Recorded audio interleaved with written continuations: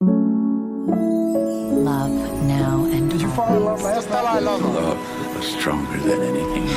Feel the love. And I love you more than anything. There's still love. From the New York Times, I'm Anna Martin. This is Modern Love. And today I'm talking to singer-songwriter Laufey. Don't you notice how I get quiet when there's no one else around? You might think from the warm, mature tone in her voice, the jazz and bossa nova influence, that Laufey's from another generation. But she's only 25 years old. Look at me. I'm as hopeless as a kitten up a tree. She got her start in the most Gen Z way possible, on TikTok.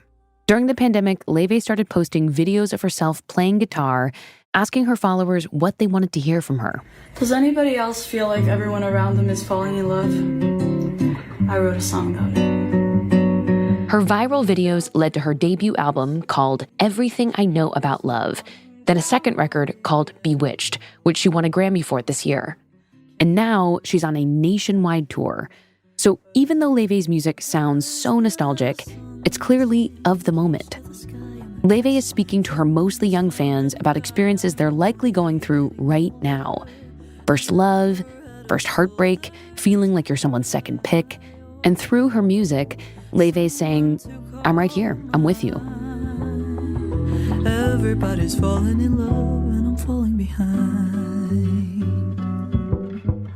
Today, Laufey reads an essay called An Anxious Person Tries to Be Chill by Coco Mellers. And Laufey opens up about how anxiety manifests in her own relationships and how she turns that anxiety into art. Stepped outside and burned my skin. My life won't go my way.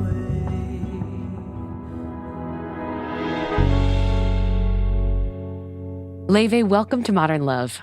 Thank you so much for having me. I'm so excited to be here. Laufey, throughout your career, you've cultivated these really direct relationships with your fans. You talk with them on TikTok, you respond to them on Instagram, and recently you've been connecting with them in a much more literary way. You're doing a book club. What are you reading right now? Well, we are reading The Midnight Library by Matt Haig. Last month we read Circe by Madeline Miller.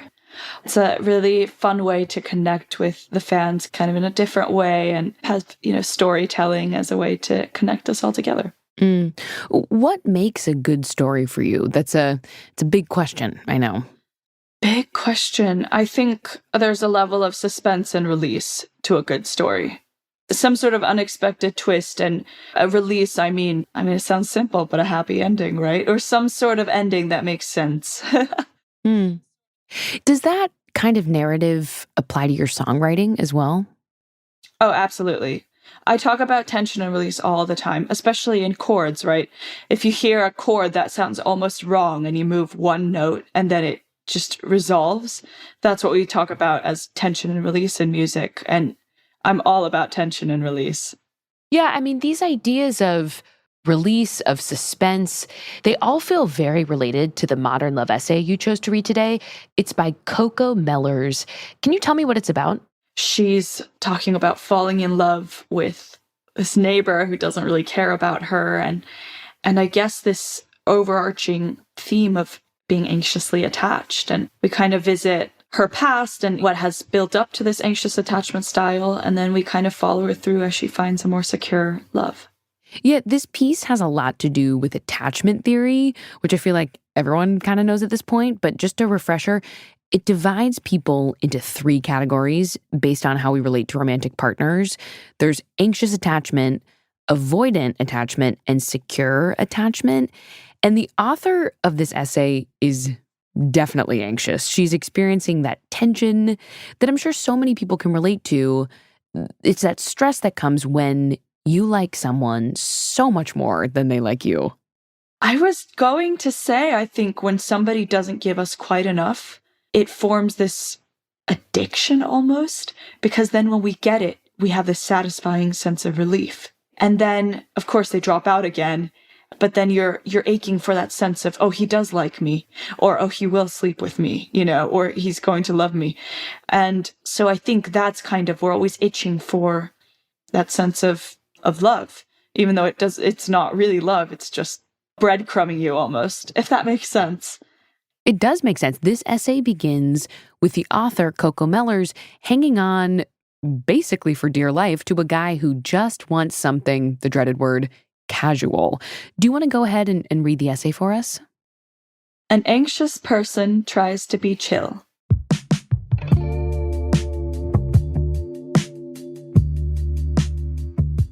The year after I stopped drinking, I fell in love with my neighbor.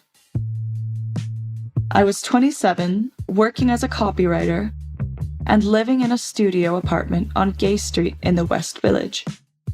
He lived across the street in a larger apartment that had beautiful morning light and a mouse infestation. One afternoon, he found me sitting on his stoop, smoking a cigarette, and sat down, looking like a young Paul Newman. We talked for a long time, during which I learned that he owned a local restaurant and had recently broken up with his girlfriend.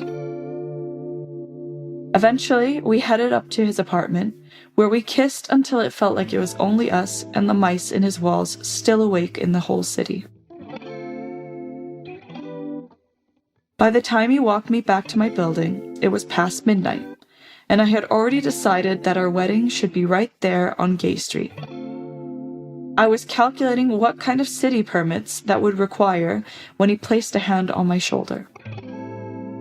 I really like you, he said, but the restaurant keeps me pretty busy, and I just want to be clear that I'm not looking for a relationship right now. I looked up at him under the yellow glow of the street lamps and did what so many hopeful single people have done before me. I told a lie, wishing it were true. I'm not looking for anything serious either, I said. His face softened. That's great. So we can just keep it chill? I smiled. I'm a very chill person. You'll see.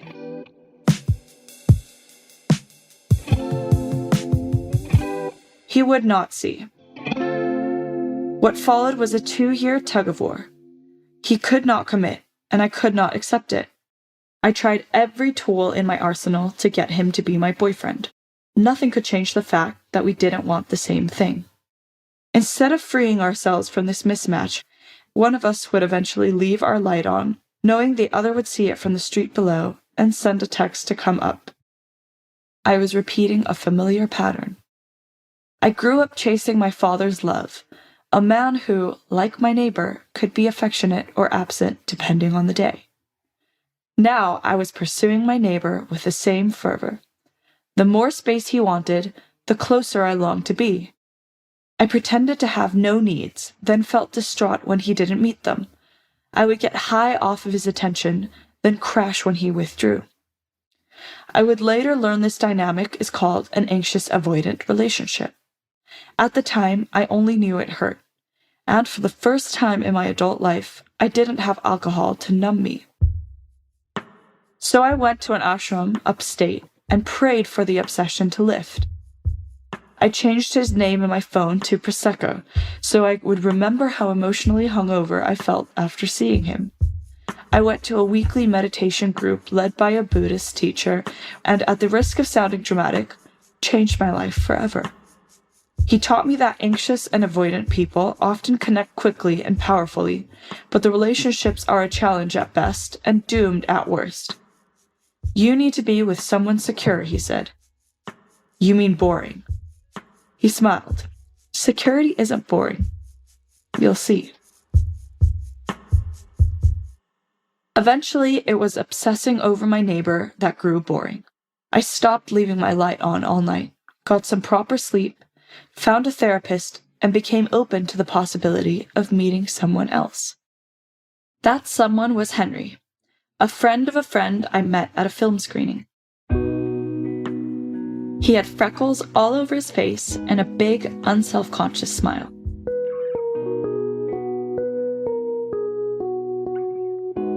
He was obsessed with being outdoors, loved to cook, and was a moderate drinker. By contrast, I considered a trip to Central Park hiking. Got my meals, sushi, cupcakes, pre-cut fruit at the gourmet deli, and wasn't moderate at anything. I liked him instantly, but I didn't fantasize about marrying him. For one of our early dates, Henry made reservations at 3 restaurants and let me pick which one to go to.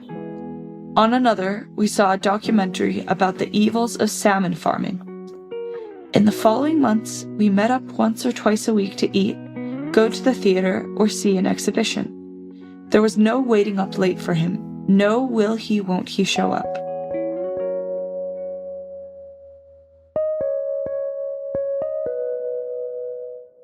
I was used to downing a person like a shot, but with Henry I sipped. He surprised me with his juggling skills, and later about his role as the peacekeeper between his older brother and younger sister.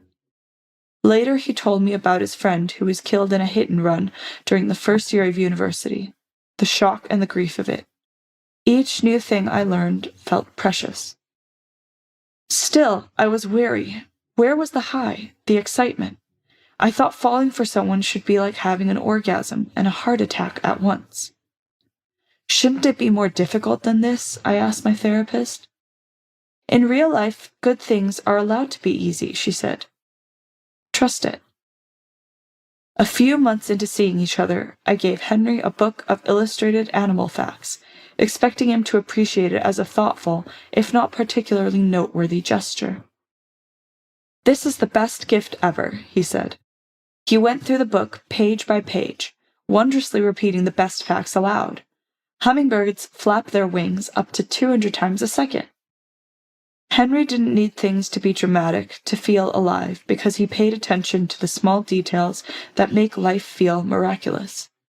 His capacity for delight, his seemingly boundless sense of wonder was one of the first things I loved about him. I just didn't know it at the time. My earlier experiences of falling in love had felt like being stuffed in a barrel and thrown off a waterfall, a blind tumble, both euphoric and terrifying. Falling in love with Henry felt like being carried along a smooth river to sea. It wasn't all smooth, of course. I was still me, after all, still anxious. For the first few months, every morning that Henry left my apartment to return to his place, I would scramble out of bed and insist on walking him the 1 block to the subway. His departure stirred some vague panic in me, triggering the childhood fear of abandonment, of love walking out the door. Of course, I had never admitted that to anyone I had dated. Until one day when Henry turned to me outside the subway entrance, gave me a funny smile and said, "Why do you always want to walk me? I sense it's important to you, but I'm not sure why." My first instinct was to lie, wishing it were true. Instead, I took a deep breath. "Actually, I have this thing when we separate where I fluttered a hand over my chest, really anxious. I think I'm afraid you won't come back." Henry gave me a long look and my heart dropped. I waited for him to dive headfirst down the subway stairs away from me. "I see," he said, taking my hand. "Would it make you feel less anxious if we walked around the block together one more time?" I could have laughed with relief. I could have pressed my palms into my eyes and cried like a child. But I kept myself together and nodded. We walked once more around the block, and then he got on the subway and I went about my day.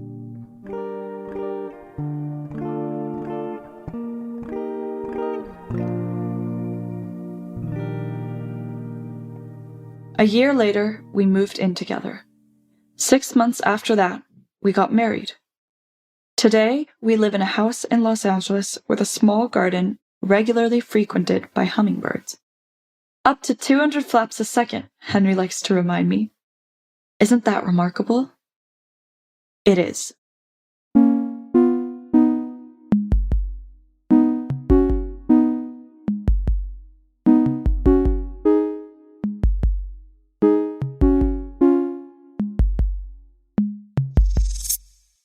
Man, if I had a nickel for every time I need to go to an ashram upstate to get rid of a crush, am I right? I'm like seeing a bit of myself in this. Not that I've gone to an ashram, but now I kind of want to. When we come back, how Laufey's first ever date and first ever ghosting became the creative spark that kicked off her career. Stay with us.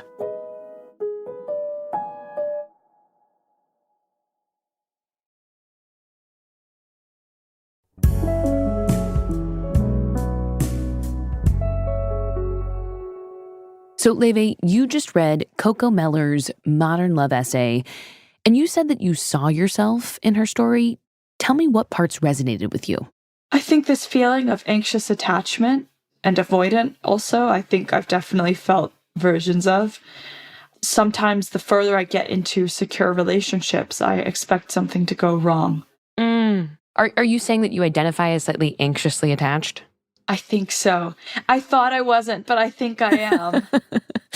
I mean, how has that showed up in your dating life? I kind of blocked out boys and dating when I was younger. I don't know why. I guess I was just like, I'm going to focus on school and music. And I was just so embarrassed. I was so embarrassed. But it wasn't until I moved to the States and I went to university in Boston that I kind of allowed myself to open up and be a young woman and date for the first time. And I remember the first time I started going on dates with this guy, and my first thought was, oh my God, does everybody feel like this? Because I felt insane. I felt insane. And this first guy, it was definitely like this push and pull. Like, he didn't really care that much. But I remember I would receive a text from him. I was like, oh my God, this is like a movie. And then he ended up ghosting me. And I was so hurt. I was so sad. And every single feeling I was feeling, whether it was the excitement after a date or the anxiety about receiving a text or the hurt of being ghosted, the only thought I had throughout the whole thing was, does everybody feel like this? Because I feel insane. I know exactly what you mean. The first time I felt a real connection, I remember riding the train and looking at the other people on the train and thinking have all of you felt this way too? Because it feels like a medical event. I'm not okay. No, I genuinely felt it feels like a medical event. I remember I'd look out at the people. This is so dramatic. I had a dorm room that looked over Boston, and I'd look down at the people and be like, so everybody goes through this? Wait, I love that. You're looking at all these people and you're like, every single one of you has experienced a version of this, and it's true. And that's why my first song I released was called Street by Street. And I wrote it as I looked out it's so cute. It's like my first little baby song. But I looked out on the street and saw the people, and I was like, I'm going to reclaim this city, because this boy had ruined the city for me. And that was the first song I wrote. I absolutely want to play this song, but first I have to ask, does this mean that Boston is ruined for you forever? You can never return to that city again? No, it's okay. I've reclaimed it. I've made my triumphant return. I love Boston. Okay. It's a big relief for your Boston fans. Let's play the song that let you reclaim an entire city. It's called Street by Street. Step by step, brick by brick, I'm reclaiming what's mine. This city is way too small to give away to just one guy. What is it about the potential of a relationship, a crush, a situationship, as some people call it, that's so creatively inspiring to you? You know, the songs we listen to growing up are often about this deep heartbreak or falling deeply in love. My experience has been everything in between. The confusion in between. Does he love me today? Oh, he won't love me tomorrow. So as I became a writer and started illustrating these feelings through song, I think I really zeroed in on these feelings that I felt like hadn't been represented in songs as much, because those are the lyrics, those are the songs that you hear and you're like, wow, she feels like that, and I feel like that, so maybe I'm not that crazy. It's validating. Even reading what Coco wrote, reading that is very validating. Someone else feels that way. Yeah, I mean, Coco's piece reminds me of how I felt in my own relationships, the toxic ones, but also the healthy ones. I always feel some amount of anxiety, and I know that my friends do too. I think a lot of women do feel anxiously attached, right? And then the fear that comes along with it is being crazy, right? It's like when Coco is seeing Henry away at the subway station and she tells him, I'm scared he won't come back. She knows that it's irrational, but she's still scared that he's going to think she's crazy and that he's not going to come back. Right, but it's like she's not being crazy. She points to her addiction, her relationship with her father, all these things that influence her anxious attachment style. And throughout the piece, she's working really hard to get herself to a secure place and embrace her connection with Henry, the guy who loves hummingbirds. But in the back of her mind, she has this fear that a stable relationship will be boring. Have you ever had that same fear? Yeah, I'm also deep on the TikTok that talks about safe love being boring. So I see it all the time. I mean, in my experience with the safe love I've received, it isn't boring. I see why people think that. I think a lot of women don't recognize safe love because it's boring in comparison to the push and pull of the guy that's never going to give you enough. But this is so cheesy. But safe love is joyous. It's happy, I don't think that's cheesy. Do you think that's cheesy? I think that's real. Safe love is stable. Let's use that word instead. It's stable. So yeah, you don't have as much of the tension and release, but it's stable and it's beautiful. In your experience, is that type of love harder to write a song about? We spoke about the sort of creative inspiration of the more toxic type of love, but what about the secure type? It is harder to write about. It is. It's once you do write about it, it is the most beautiful product. But there are less questions. In my songwriting, it's a lot of questions being answered, a lot of them about love as well. And when you have a secure type of love, you're not thinking all the time like, oh my God, do you love me? Or why are you doing this? Why did this happen? Why are you looking at her that way? There are no questions. It's secure. So I definitely think it's harder. Do you ever worry that a safe relationship wouldn't give you enough material for your art? No. Although a lot of, oh my God, I've seen so many TikToks and tweets where people are like, oh, Laufey can never get in a relationship or else we'll stop getting songs, we'll stop getting albums. And I'm like, hey, please. I'm like, don't you wish me happiness? Okay, we're going to prove all those fans wrong. Is there a song of yours that we can point to that's about a secure relationship? Well, the first love song I wrote called Best Friend. I'd never been in love before, and I wanted to write a love song. And I thought about the most secure type of love I've ever had in my life. And that is the love I have for my twin sister, and then the love my mother and father have for each other. So, and I asked my mother, how do you know when you found the one? And my mother was like, well, your father's my best friend. So I wrote a song called Best Friend.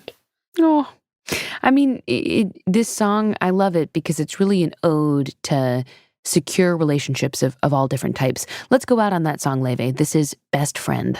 I have never tolerated someone for so long. I've never laughed so much. I haven't written a sad song. There's no one else I'd rather fall asleep with and dream with. You're my best friend in the world. Laufey, thank you so much for this conversation. It was such a blast to talk to you. Thank you. I've had so much fun. I literally could talk about love and relationships. It really is the one thing that everybody goes through and nobody really has the answer to. And I love trying to get to the bottom of it. And I know that I will never get to the bottom of it.